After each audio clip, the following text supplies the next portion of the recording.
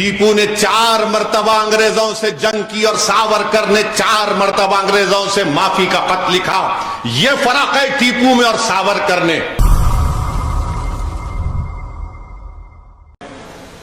सैयद अहमद शहीद रहमतुल्लाह अलैह, हजरत इस्माइल दहलवी रहमतुल्लाह अलैह का जिक्र किया, वहीं पर प्लासी की जंग का भी जिक्र किया। 15 अगस्त को 47 में इस मुल्क को आजादी जरूर मिली, मगर इस आजादी की लड़ाई में हम सन 57 की जंग आजादी के उन उलमाए कराम की अजीम कुर्बानी को नहीं भूल सकते। हम 1757 की प्लासी की जंग में सिराजुद्दौला की अजीम कुर्बानी को नहीं भूल सकते। बक्सर में जो जंग हुई हम उसको नहीं भूल सकते। रोहिला की जो जंग हुई हम उसको नहीं भूल सकते। और 4 मई 1799 को जो शेर टीपू सुल्तान शहीद रहमतुल्लाह अलैह ने जो अंग्रेजों के खिलाफ लड़ाई, हम उसको नहीं भूल सकते। आज हम क्या देख रहे हैं कि जो मुसलमानों से नफरत करते हैं वो टीपू सुल्तान के ताल्लुक से झूठ और गलत बयानी से काम करते हैं। मेरे अजीज दोस्तों और बुजुर्गों, आपने सुना होगा, खुशी में आकर कहा कि टीपू आज शहीद हो गया, आज हम भारत जीत चुके हैं। मेरे अजीज दोस्तों और बुजुर्गों, अजीम टीपू सुल्तान की जिंदगी पढ़ने के लायक है और मैं आपसे गुजारिश करूंगा कि जनाब इलियास नदवी भटकली की जो किताब है टीपू सुल्तान के ऊपर, उसको जरूर उसका मुताला करें। अगर नौजवानों को वक्त मिला, जिसको उर्दू नहीं आती, अंग्रेजी में भी वो किताब दस्तयाब है, क्योंकि टीपू सुल्तान की जिंदगी के वाकयात पढ़ने से ही हमको मालूम होगा कि टीपू सुल्तान की अंग्रेजों से जंग और टीपू सुल्तान की शहादत कैसे भारत को आजादी दिलाने का एक रास्ता बताती है। मेरे अजीज दोस्तों और बुजुर्गों, शहीद टीपू सुल्तान की परवरिश के ताल्लुक से इलियास भटकली अपनी किताब में लिखते हैं कि उनके वालिद हैदर अली ने, जो खुद ज्यादा पढ़े लिखे नहीं थे, उन्होंने टीपू सुल्तान की तालीम का बेहतरीन इंतजाम किया और टीपू सुल्तान को इतना काबिल बनाया कि टीपू सुल्तान ना सिर्फ दीन के बारे में जानते थे, बल्कि टीपू सुल्तान फारसी, अरबी, कन्नड़ा और फ्रेंच जबान भी बोलना और लिखना जानते थे।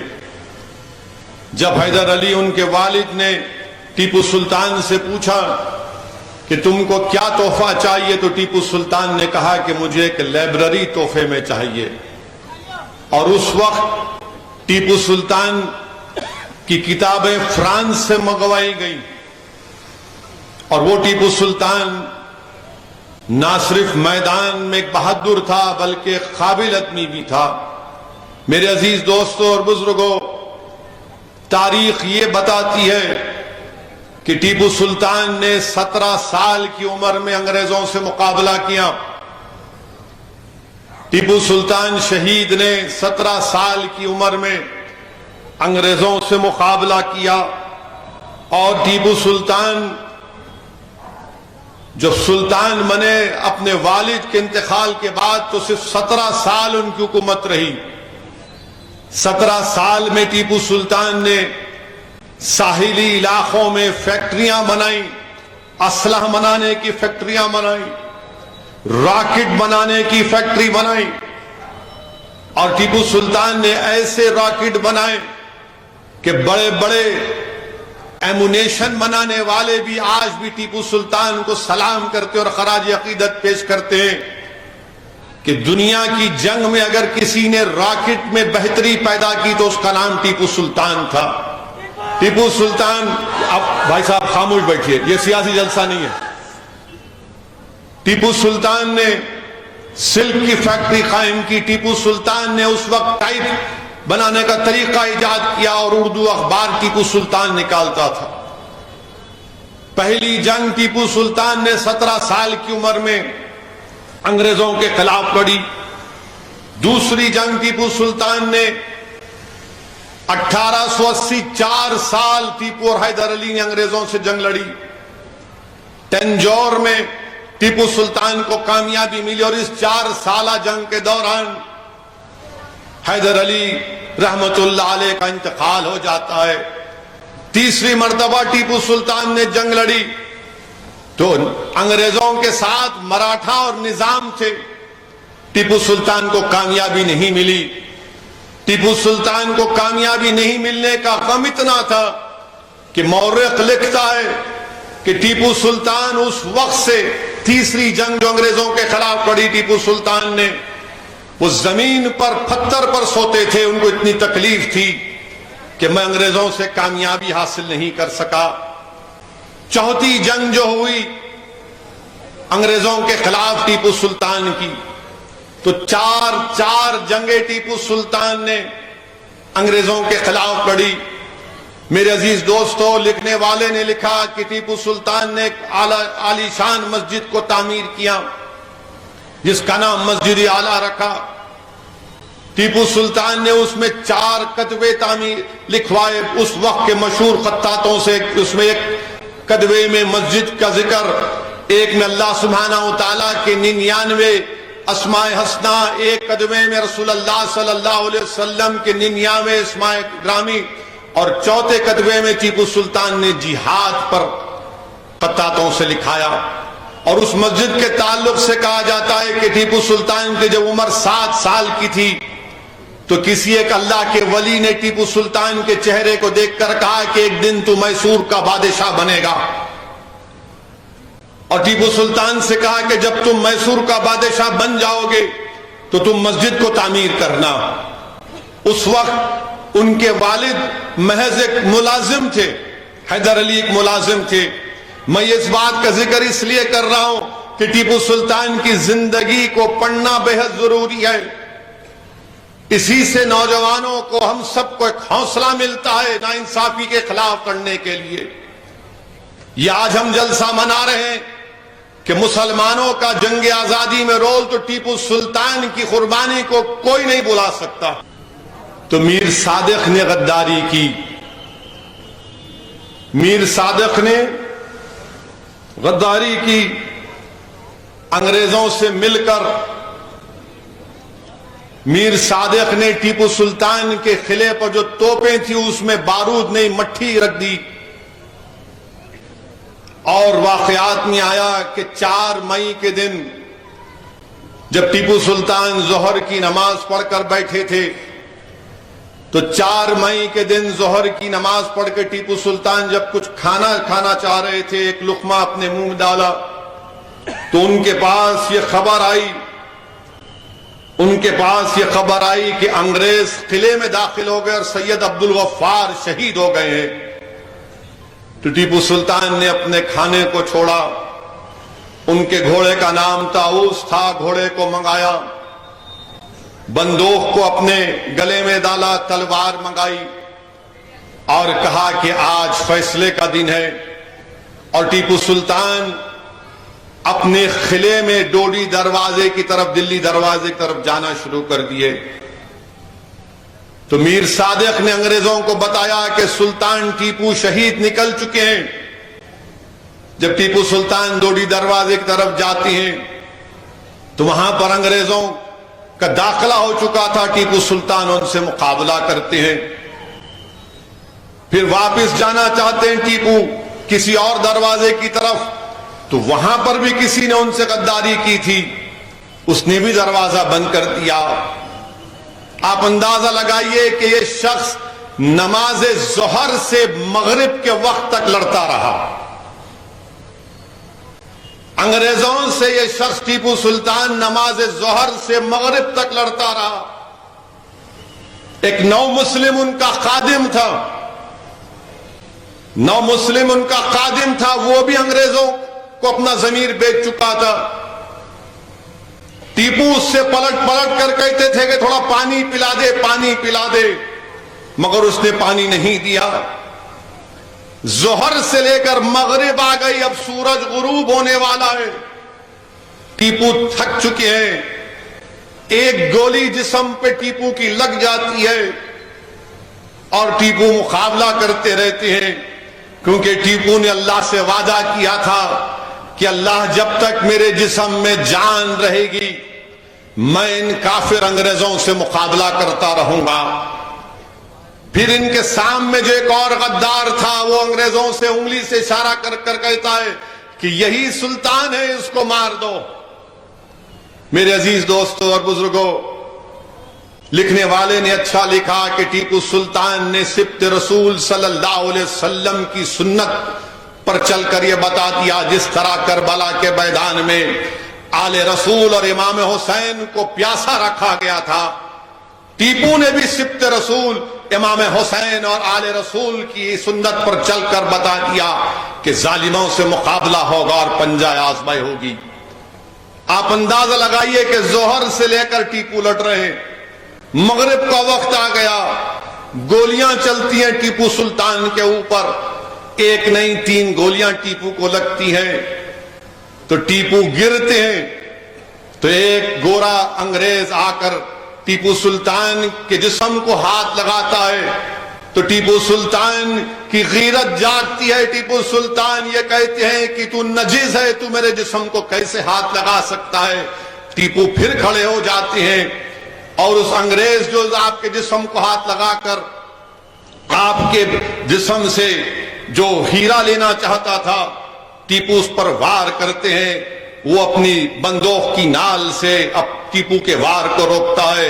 लिखने वाले ने लिखा कि टीपू ने अपने अतराफ में जितने अंग्रेज थे उनको वासिले जहन्नम किया, तो एक अंग्रेज उनकी दाईं कनपट्टी पर बंदूक लगाकर गोली चला देता है और टीपू की रूह परवास कर जाती है।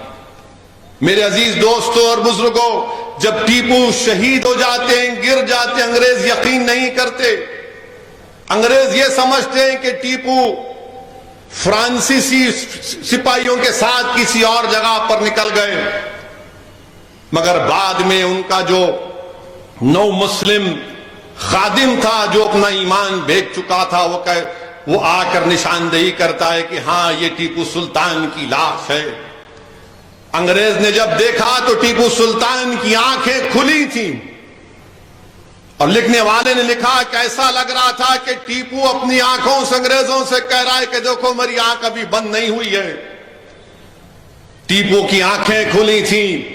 अंग्रेज जनरल ने जब टीपू के जिस्म को हाथ लगाया तो देखा कि जिस्म गर्म था टीपू का। तो लिखने वाले ने लिखा कि रूह तो परवास कर गई थी, मगर टीपू का जिस्म और रूह अंग्रेजों के इस मुल्क से भगाने के लिए खो चुकी थी। मेरे अजीज दोस्तों और बुजुर्गों, टीपू सुल्तान वो सुल्तान था जिसके पास कश्तियां थी, एक नहीं 40 कश्तियां टीपू के पास थी। इसने अपना वफद भिजाया था सल्तनत उस्मानिया के खलीफा के पास, और जब वो वफद गया तो टीपू ने यह कहा कि जब तुम उस वक्त इस्तांबुल को जब वफद जा रहा था, टीपू ने कहा कि रास्ते में करबला पड़ेगा, इमाम हुसैन के आस्थाने पर जाकर मेरा सलाम पहुंचाना। टीपू सुल्तान की कुर्बानी की एक बहुत बड़ी किताब, एक दास्तान है मेरे अजीज दोस्तों और बुजुर्गों। मगर आज वतन अजीज में ऐसे लोग हैं जो टीपू सुल्तान से नफरत करते हैं और टीपू सुल्तान की कुर्बानी को मिटाना चाहते हैं। टीपू ने 4 मरतबा अंग्रेजों से जंग की और सावरकर ने 4 मरतबा अंग्रेजों से माफी का खत लिखा। यह फर्क है टीपू में और सावरकर ने। टीपू ने जंग लड़ी तलवार के साथ और 17 साल टीपू को हमेशा मुकाबला करना पड़ा अंग्रेजों से, तो कभी निजामे वक्त से, तो कभी मराठाओं से। और तारीख ने बता दिया कि जो गद्दारी करते हैं उनका भी हाल दुनिया ने देख लिया कि वही मीर सादिक को, टीपू के एक कड़पा के वफादार जनरल थे, उन्होंने कहा कि मीर सादिक, क्या तू ये समझता कि हम नहीं जानते कि हमारी सफों में गद्दार कौन था? अगर आज अल्लाह हमको फतह कर देगा तो कल सुबह में टीपू तुमको फांसी पर लटका देगा। मगर मीर सादिक हंसता है तो वो कड़पा के टीपू के वफादार जनरल एक तलवार उठाकर मीर सादिक की गर्दन उड़ा देते हैं। और जब टीपू डोडी दरवाजे की तरफ जा रहा था तो टीपू ने मीर सादिक से कहा, मैं जानता हूं तू गद्दार है, मगर याद रख नस्ल दर नस्ल जमाना ऐसा आएगा कि लोग तुझे देखकर थूकेंगे। और वक्त ऐसा ही आया, आज भी अगर कोई लोग मीर सादिक की कब्र के पास से गुजरते हैं तो कहते हैं कि गंदी बदबू आ रही, यहां से हट जाओ। ये गद्दारों का हाल होता है। मेरे अजीज दोस्तों और बुजुर्गों, फिर टीपू सुल्तान के ताल्लुक से बहुत सी बातें हमारे मुसलमानों से नफरत करने वाले कहते हैं कि टीपू हिंदुओं के खिलाफ था। आज इस जलसे से उनको मैं पैगाम देना चाहता हूं कि टीपू हिंदुओं के खिलाफ नहीं था, टीपू उन मुसलमानों के भी खिलाफ था जो अंग्रेजों की गुलामी को कबूल कर चुके थे, जैसा कि निजाम वक्त ने किया था। टीपू ने मराठाओं के खिलाफ था क्योंकि अंग्रेजों से मिले थे उस वक्त के मराठा। टीपू कर्नाटका के नवाब के खिलाफ था क्योंकि अंग्रेजों से लड़ना नहीं चाहते थे, बल्कि टीपू ने मुसलमानों की जमात को अपनी सल्तनत से बाहर कर दिया था। टीपू ईसाइयों के भी खिलाफ था क्योंकि अंग्रेजों से मिले हुए थे। यह टीपू सुल्तान था। मगर आज उन लोगों को जवाब देना जरूरी है कि जो टीपू सुल्तान के ताल्लुक से ये कहते हैं कि टीपू हिंदू भाइयों के खिलाफ था। तो मैं उन पागलों से कहना चाहूंगा कि किताब है जिसके ऑथर का नाम बीएन पांडे है। बीएन पांडे क्या कहते हैं टीपू सुल्तान के बारे में, और ये मौर्रिख है, ये बड़े मशहूर मौर्रिख है, और ये कोई ऐसा नहीं लिख देते मनगढ़ंत कहानियां, इनके पास हर चीज का रिकॉर्ड होता है। बीएन पांडे ने एक किताब है जिसमें उन्होंने औरंगजेब और टीपू सुल्तान पर लिखी। उन्होंने टीपू सुल्तान के बारे में क्या लिखा कि टीपू एक अरकाट में एक अल्लाह के वली थे, मस्तान औलिया के नाम से उनके नाम पर टीपू रखा गया। टीपू के ताल्लुक से वो कहते हैं कि टीपू ने जगत गुरु हिंदू मठ के सिंगरी को खतो किताबत की, उनको तोहफे और तवायफ दिए, उन्होंने उनको 12 हाथी दिए, सोना दिया, हीरे जवाहरात दिए। श्री नारायण स्वामी मंदिर को मेलाकोट में, एक सोने का कप श्री श्रीकंठेश्वर मंदिर को नंजागुंड में टीपू ने दिया। टीपू ने 7 चांदी के कप, एक चांदी का उद्यान श्री रंगनाथा मंदिर के श्रीरंगापट्टनम को दिया। टीपू ने पैसे दिए कोंजावीरम की मंदिर की तामीर के लिए। एक चैरियट त्योहार होता था, टीपू उसमें भी अपनी हुकूमत की तरफ से पैसे देते थे ताकि पटाखे फोड़े जाए। टीपू जमीनात दिए गंडीकोट की मंदिर को, ये बीएन पांडे लिखते हैं। टीपू नारायण स्वामी मंदिर को जमीनात दिए। चिन्ना के स्वामी मंदिर को जो मंचूर में है, टीपू ने जमीनात दिए। टीपू ने पुलिवंदाला में वहां पर उस मंदिर को इनाम लैंड दिए। ये तमाम चीजें क्या बताती हैं, टीपू ने जो क्रिश्चियन कम्युनिटी में सीरियन क्रिश्चियन होते उनके इंतजाम किया। आर्मीनियन ईसाइयों के लिए टीपू ने उनको पूरी सहूलतें फराहम की।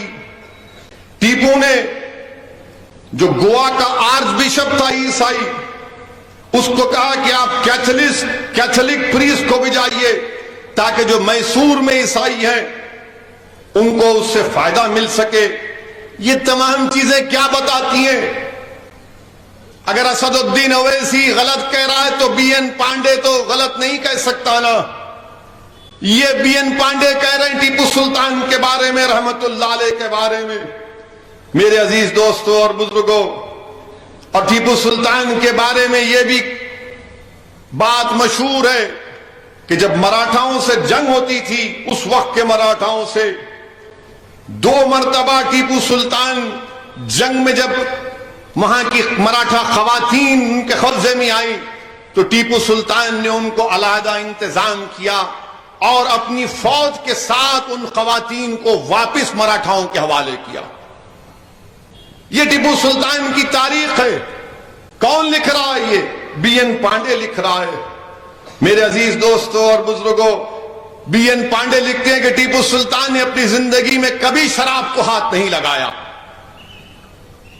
यकीनन टीपू सुल्तान एक मुसलमान था, पंच वक्ता नमाजी था, मगर टीपू सुल्तान किसी दूसरे मजहब के खिलाफ नहीं था। मेरे अजीज दोस्तों और बुजुर्गों, टीपू सुल्तान ने जब अमेरिका को 4 जुलाई 1783 में आजादी मिली तो अमेरिका की आजादी पर टीपू ने 108 तोपों की सलामती अमेरिका को पेश की। आप बताइए कितना दूरंदेश था। नेपोलियन के पास लोगों को भिजाया। टीपू ने निजाम वक्त के पास कई खतो किताबत करे कि आओ मिलते हैं, मिलकर लड़ते हैं। हमारा दुश्मन अंग्रेज है, गुलामी कबूल नहीं करना चाहिए अंग्रेजों की। टीपू के कई खतो किताब, बल्कि उस वक्त के निजाम वक्त का नाम याद नहीं आ रहा। टीपू ने जाकर जब उनके वालिद जिंदा थे मुलाकात की, उनको हाथी दिए, जवाहरात दिए, तो उस वक्त के निजाम ने टीपू को खिताब दिया था कि नसीबुद्दौला का खिताब दिया था। मेरे अजीज दोस्तों और बुजुर्गों, ये टीपू सुल्तान के वाकयात हैं। ये टीपू सुल्तान के बारे में बीएन पांडे ने अपनी किताब में लिखा। मैं आपसे गुजारिश करूंगा नौजवानों से कि टीपू की जिंदगी का मुताला करें। और जो लोग आज मुसलमानों से नफरत की बुनियाद पर टीपू सुल्तान से नफरत करते हैं, तुम बताओ फिर बीएन पांडे जो लिख रहा है वो सच है या झूठ है? अगर झूठ है तो तुम बताओ तुम्हारे पास क्या रिकॉर्ड है? हां, बादशाह वक्त है, अगर कोई बादशाह के खिलाफ लड़ेगा तो बादशाह मजहब नहीं देखता था। मेरे अजीज दोस्तों और बुजुर्गों, वहीं पर अगर ये बात भी अगर इनको समझ में नहीं आई तो भारत की आजादी के बाद 1950 में हमको पहला आईन मिला, कॉन्स्टिट्यूशन मिला। उस आईन की जब किताब बनाई गई थी, उस किताब में भारत के कॉन्स्टिट्यूशन में उन तमाम लोगों की तस्वीर है जो आज भाजपा के लोग टीपू से नफरत करते हैं। बताओ, क्या तुम सरदार पटेल से ज्यादा अक्लमंद थे? या तुम हो कि सरदार पटेल की मौजूदगी में जो भारत की आईन कॉन्स्टिट्यूशन बनने के बाद एक किताब छापी गई थी, कानून साज असेंबली, कॉन्स्टिट्यूशन असेंबली कहते हैं, उस किताब में टीपू सुल्तान की फोटो है। उस किताब में टीपू सुल्तान की फोटो है, झांसी की रानी की फोटो है, राम लक्ष्मण सीता की फोटो है, गौतम बुद्ध की है, महावीर की है, गुरु गोविंद की है, अकबर बादशाह की है। अब बताओ ये लोग क्या कहेंगे? जब जिन्होंने आजादी की लड़ाई लड़ी और भारत का आईन बनाया, उस पहली किताब में टीपू की फोटो डाली तो ये लोग को बड़ी पेट में दर्द होता है आज भी। मेरे अजीज दोस्तों और बुजुर्गों, हमको टीपू सुल्तान की कुर्बानी को याद रखना पड़ेगा।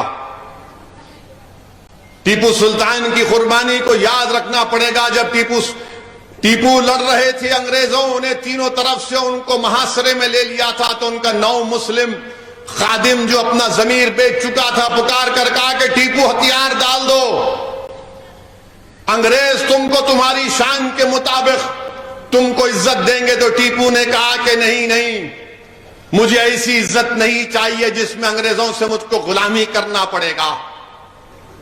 तारीख बताती है कि आज जितने भारत में रजवाड़े हैं, जितने बड़े बड़े खानदान जिन्होंने भारत के कोने कोने में हुकूमत की थी, क्या तुमने मुकाबला किया था अंग्रेजों से? झांसी की रानी ने किया था, टीपू ने किया था। बताओ कितने राजाओं ने किया था? टीपू ने परवाह नहीं की अपने खानदान की। उसका खानदान कभी वहां से निकालकर बंगाल लेकर चले गए, कलकत्ता से टॉलीगंज लेकर चले गए। मेरे अजीज दोस्तों और बुजुर्गों, टीपू ने अंग्रेजों की गुलामी को कबूल नहीं किया। वहीं पर हम देखते हैं अजीज दोस्तों, मौर्रिख लिखता है कि जब टीपू सुल्तान की लाश को जनाजे की नमाज के बाद कब्रिस्तान की तरफ ले जाया जा रहा था, तो आप अंदाजा कर सकते हैं कि मई के जमाने में गर्मी का मौसम होता है, खूब गर्मी थी। और जब टीपू का जनाजा जा रहा था तो उसमें हिंदू भी रो रहा था, क्योंकि जब टीपू अंग्रेजों से मुकाबला कर रहा था तो हिंदू माएं बहनें अपनी जानों को भी कुर्बान कर रही थी टीपू के लिए। कह रहे थे कि सुल्तान नहीं मरेगा, हम टीपू से पहले मरेंगे। जब टीपू का जनाजा जा रहा था तो मौर्रिख लिखता है कि गर्मी इतनी शिद्दत की थी कि सन्नाटा था, लोग रो रहे थे, कोई अपने बालों को खींच रहा था। और जब टीपू को दफनाने के बाद अंग्रेजों ने अपनी बंदूकों से टीपू को सलामी देने के लिए हवा में फायरिंग की, तो मौर्रिख ने लिखा कि कुदरत ने एक अजीब मंजर पेश किया कि आसमानों से बिजली कड़कना शुरू हो गई। आसमान टीपू की शहादत पर रो रहा था, इतनी बिजली कड़क रही थी कि अंग्रेजों की बंदूकों की गोलियों की आवाज उन बिजलियों के सामने खत्म हो गई। मौर्रिख ने लिखा कि गोया आसमान भी टीपू की शहादत पर रो रहा था।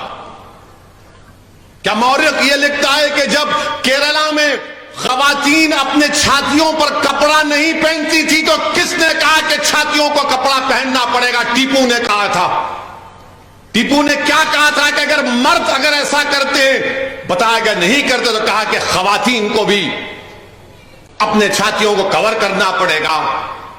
इंसानों की बलि दी जाती थी, टीपू ने कहा गलत है। मेरे अजीज दोस्तों और बुजुर्गों, आज ये बेवकूफ जालिम लोग टीपू को बदनाम करते हैं। 2018 में बरतानिया में एक मशहूर और मारूफ ऑक्शन की कंपनी, हर्राज की कंपनी, उसका नाम क्रिस्टीज है, क्रिस्टीज। उन्होंने टीपू के अंगूठी हर्राज की। उसकी कीमत जब मैं पढ़ा तो ताज्जुब कर रहा था। उसकी कीमत, उस जो अंगूठी बिकी अंग्रेज पाउंड की, 1,45,000 पाउंड, 1,45,000 पाउंड की अंगूठी का टीपू की हर्राज हुई। और उस अंगूठी पर क्या लिखा हुआ था? राम का नाम लिखा हुआ था। तो क्रिस्टीज जो ऑक्शन कंपनी ने लिखा कि ताज्जुब की बात है कि एक मुस्लिम बादशाह के पास इस तरह की अंगूठी है, तो उससे क्या मालूम हुआ कि टीपू हिंदुओं के खिलाफ नहीं था, टीपू अंग्रेजों के खिलाफ था। टीपू हर उस मजहब के मानने वाले के खिलाफ था जो अंग्रेजों की गुलामी को कबूल करना चाहते थे। मगर टीपू गुलामी को कबूल नहीं करना चाहता था। टीपू इस मुल्क को अंग्रेजों की गुलामी से आजाद कराना चाहता था। टीपू अजीम मुजाहिदीन आजादी है इस भारत का। इसीलिए संविधान बनाने वालों ने टीपू की फोटो भारत के संविधान की पहली किताब में झांसी की रानी के साथ छाई की। तो जो लोग आज टीपू और सावरकर की बहस कर रहे हैं, कहां जमीन और कहां आसमान, कोई मुकाबला नहीं हो सकता टीपू से, कोई मुकाबला नहीं हो सकता। उसने अपना सब कुछ कुर्बान कर दिया था इस मुल्क को आजाद कराने के लिए। मेरे अजीज दोस्तों और बुजुर्गों, वहीं पर हमारी जंग आजादी में 26 सितंबर 1943 में नेताजी सुभाष चंद्र बोस ने इंडियन नेशनल आर्मी बनाई थी। मुसलमान नेताजी सुभाष चंद्र बोस के साथ भी थे। नेताजी सुभाष चंद्र बोस, जहां पर बहादुर शाह जफर की खबर आज भी है बर्मा में, वहां पर बर्मा के एक लीडर थे बामा, उनको नेताजी सुभाष चंद्र बोस ने 2.5 लाख का नजराना दिया। और नेताजी सुभाष चंद्र बोस ने बहादुर शाह जफर की खबर के सामने खड़े होकर तकरीर की। नेताजी सुभाष चंद्र बोस निहायत ही काबिल और निहायत ही नफीस तरीन इंसान थे। और नेताजी सुभाष चंद्र बोस ने जब इंडियन नेशनल आर्मी दोबारा भारत में जाकर भारत को आजाद कराने की लड़ाई में जा रही थी, तो नेताजी सुभाष चंद्र बोस ने बहादुर शाह जफर की खबर पर खड़े होकर यह शेर पढ़ा था जफर का कि गाजियों में बू रहेगी जब तलक ईमान की, गाजियों में जब तलक बू रहेगी ईमान की, तख्ते लंदन तक चलेगी तेग हिंदुस्तान की।